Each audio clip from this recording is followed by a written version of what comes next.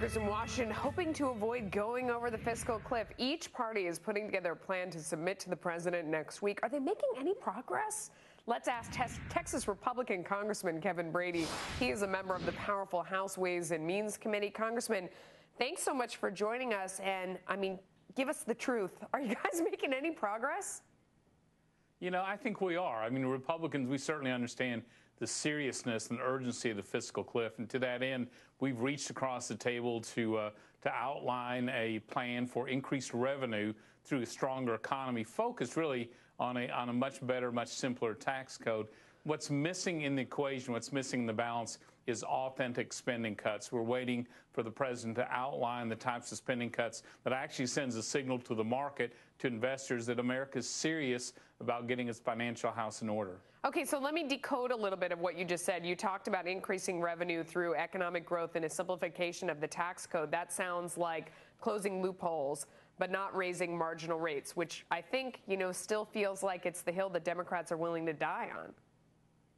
I think it would be a mistake for them to take an extreme position that they would hold the economy hostage to higher tax rates. In truth, higher tax rates will hurt the economy, and it's not a serious deficit proposal. Those higher taxes the president proposes only pays for 7 days or 8 days of Washington spending. But economic growth, for example, returning to the revenues of 2009 will cut our deficit in half. And so if you couple that with real spending cuts, authentic spending cuts, you've really got us headed back toward a balanced budget. And I think if we focus on how do we find a bipartisan way to solve Social Security and Medicare, boy, that is the signal to the investors that we've got the right track. So wait, so if they came out and said that they were willing to do something real to cut spending, especially when you come to entitlements, would you be willing to then go back and revisit the idea on marginal rates?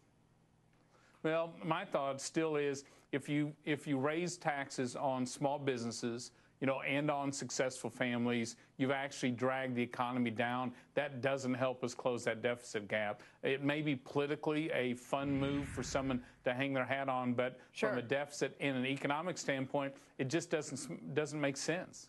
I absolutely hear what you're saying, and I think there are a lot of people out there that agree with you. Are you willing to stand that ground and not yield and go over the fiscal cliff rather than yielding on that position of marginal rates?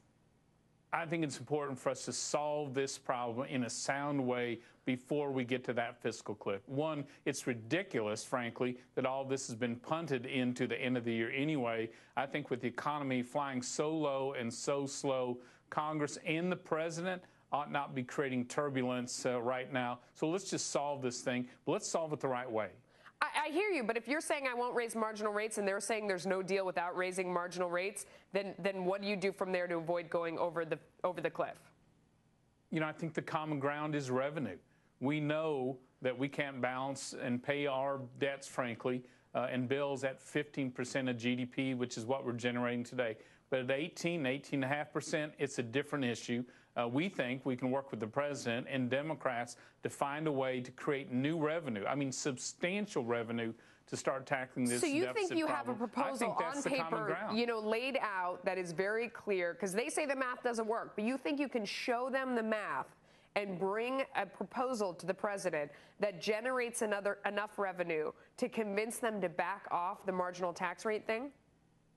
Absolutely. In truth, raising the tax rates alone will not tackle this deficit in any substantial way at all. But raising revenues, economic growth, can cut it in half, which ought to be really our goal in these immediate talks. What's the first thing that you have to see, their first step on the spending side, that would make you feel better, make you feel like both sides are coming together? What do you want them to say on the spending side?